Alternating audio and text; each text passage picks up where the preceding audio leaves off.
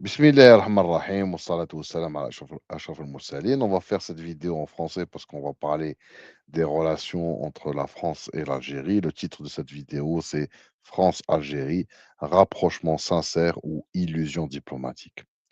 Depuis plusieurs mois, le discours officiel français répète la même promesse, une relation avec l'Algérie appelée à s'améliorer, presque naturellement. Histoire commune, lien humain profond, intérêt économique. Sur le papier, tout semble aligné. Mais dans les faits, une question s'impose. Peut-on réellement parler de rapprochement quand les décisions prises sur le terrain produisent l'effet inverse? Derrière les mots, deux dossiers révèlent toute la vérité. Le Sahara occidental d'une part et la mémoire coloniale d'autre part. Le cœur du problème n'est pas émotionnel, il est stratégique. Ce que perçoit Alger, ce n'est pas un manque de volonté, mais un manque de cohérence. D'un côté, Paris appelle au dialogue, de l'autre, elle maintient des positions qui touchent directement aux intérêts vitaux de l'Algérie. Résultat, un décalage permanent entre intention affichée et acte. L'été 2024 marque un tournant majeur. La France considère désormais que l'avenir du Sahara occidental s'inscrit dans le cadre de la souveraineté marocaine et présente le plan d'autonomie comme la seule solution. Pour Alger, ce n'est pas un simple choix diplomatique, c'est un basculement stratégique. Pourquoi? Parce que la question du Sahara occidental n'est pas un dossier parmi tant d'autres. C'est un pilier de l'équilibre régional et le principe de l'autodétermination est un principe important pour l'Algérie. De plus, les visées expansionnistes du Maroc sur le territoire algérien font qu'une reconnaissance de la France de la souveraineté marocaine sur le Sahara occidental est perçue à Alger comme un blanc-seing pour des revendications futures du Maroc, y compris sur les territoires algériens. Conséquence immédiate, rupture de confiance, tensions durables et relations froides. Et surtout, une contradiction majeure. Comment demander un retour au dialogue tout en maintenant une décision qui a déclenché la crise? Sur la mémoire coloniale, le problème est différent, mais tout aussi structurant. La France ne reste pas inactive. Elle multiplie les gestes, reconnaissance partielle, accès aux archives, initiatives symboliques, mais sans jamais franchir un seuil politique clair. Résultat, une stratégie graduelle, calculée.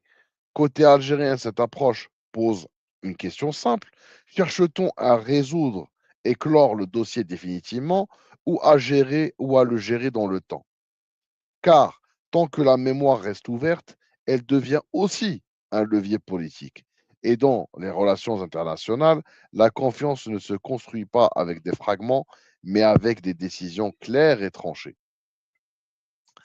Pour comprendre cette prudence, il faut aussi regarder du côté de la France elle-même. Le pays traverse une phase de forte polarisation. L'histoire coloniale, l'identité, les récits nationaux sont devenus des sujets extrêmement sensibles. Dans ce contexte, toute décision forte sur l'Algérie peut être immédiatement politisée, voire instrumentalisée à des fins de politique interne. Résultat, une politique prudente, parfois ambiguë, des gestes, mais rarement des ruptures, et cette logique interne a un coût.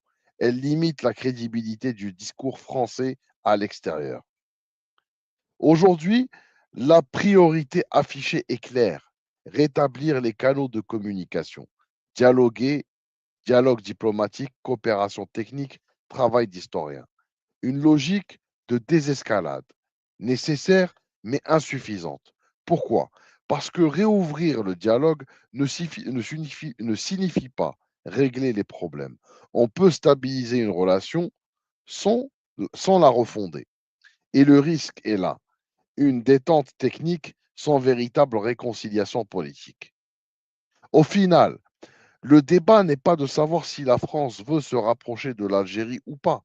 Le débat, c'est la cohérence. Tant que subsiste un positionnement français sur le Sahara occidental perçu comme hostile en Algérie, une mémoire gérée sans clôture claire du dossier, et des contraintes politiques internes fortes, le rapprochement restera fragile. La réalité est simple.